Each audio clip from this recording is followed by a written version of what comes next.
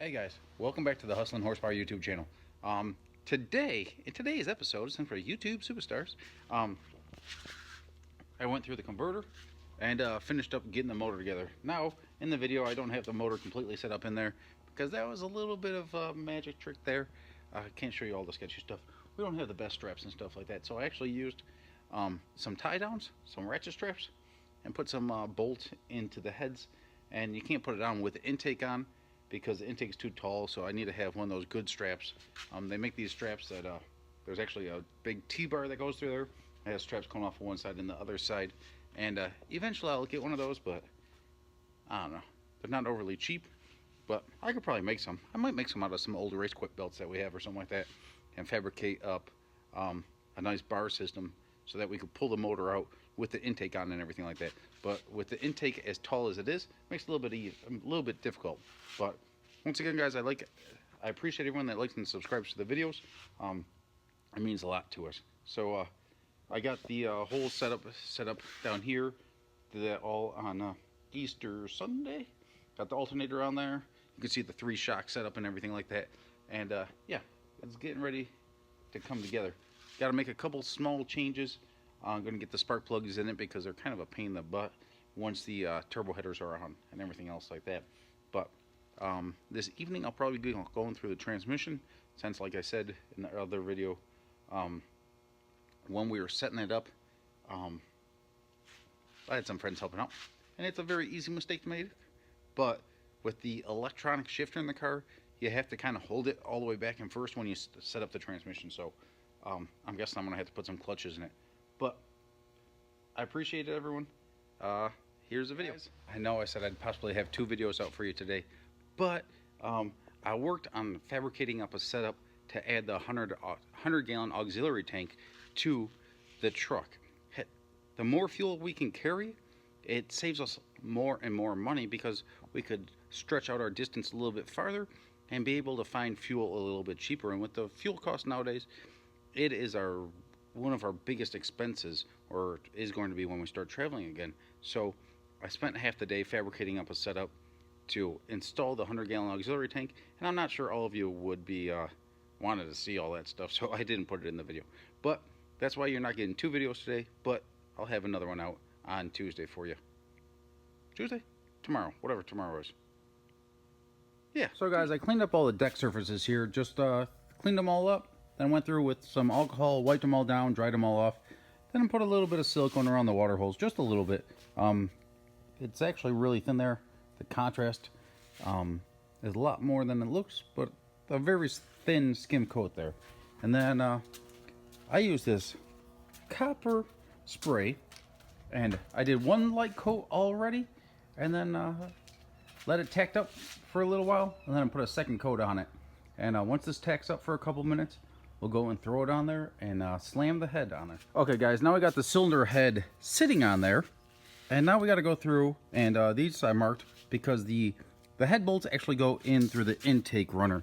You could see that cut right there and that cut right there, right in there. Those need to be sealed extra, so I just marked them up here just for a personal reference, make sure, because side to side the heads are symmetrical, so on that side they're actually going to be offset a little bit. So it is what it is. It's normal. So on a normal big block Chevy, there's 32 head studs, and then it's like 6, 5, 6, 5 around each cylinder, right? Ends up being 32 head studs. Okay, so we're gonna count these guys. 1, 2, skip a few, 32. Now we need to count the washers. 1, 2, skip a few. Looks like 32. So we're gonna start, get them all in the oil bath, got them all lubed up, and we're gonna start getting this head set on there, get it all set up, and we're gonna go work from the inside out. So it goes like 1, 2, 3, 4, 5, and you work your way in a clockwise pattern, working your way out.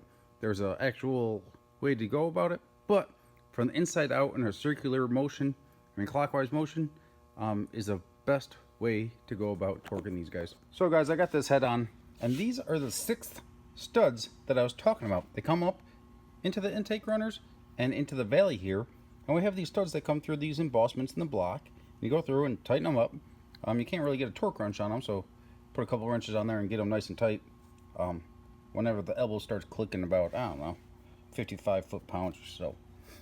So the stud comes out through here into the intake runner. I epoxied it, sealed up the threads, and epoxied it. And once this cures up, I might go and put another skim coat up here once I get the other head on it. Hey guys, right now we're working on going through the converter. I took it apart, ran it through the parts washer. The guys here at Flying Hammer, they have a heated parts washer that I have access to, so I went through and cleaned it all up, and man, it was scuzzy. So we're taking apart. It's a bolt together converter, basically a series of fans, and basically a series depending on the amount of fins there are and the angle of them, it changes how the converter acts, along with the size of it and so on and so forth. And then it also changes if you have a sprag or a diode or so on and so forth, or a spragless setup. So I'm gonna go through and start assembling this. You can pre-lube these, but when it'll all go in an oil bath anyway, so we'll set all these suckers in here. It's gonna be hard to do, kind of doing this by hand, but with one hand. Normally I'd do it a little bit differently, but we got that like that. I'm gonna go get the other piece in here. Now I'm gonna toss the stator in there. Basically, the stator is the most common thing that you change when you're changing the converter around. Like, so let's say it's 1750 or so, right? You'd have 17 fins on approximately a 50-degree angle. But depending on what you're doing, it changes a whole bunch of things. You can see that this one's a little bit different, but hey. Woohoo! It's kind of like when you're a little kid and you got on the little spinny thing, all crooked. So they're spinning. Everything's going nice and good there. It definitely got it was pretty dirty in here, but there's all the roller bearings and everything seemed just fine. So we'll be in good shape and slap this sucker back together.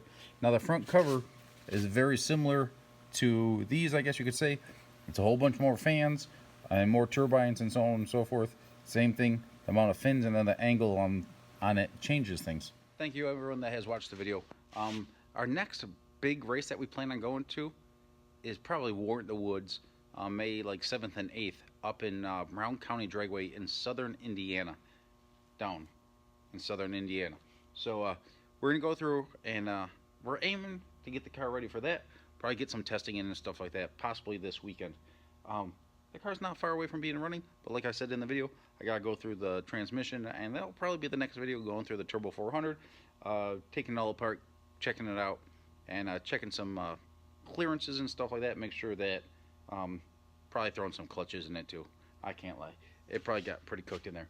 But guys, we're looking for a 4-post lift, 4-inch big block Chevy crank, 400 raised Jessel belt drive system, and we got some stuff for sale as well.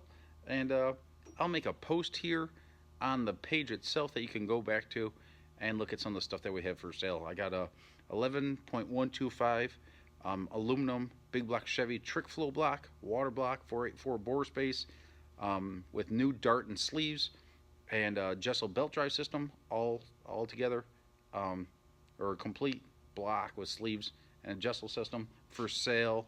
I got a scat, 4 3/8 stroke crank, had some other miscellaneous stuff I'm selling, a tunnel ram for a 9.8 deck big block Chevy, and a couple other things that I'm selling. Looking for a 4-post lift and a couple other things as well to buy. So guys, I appreciate it. Thank you for liking and subscribing. We'll see you all soon.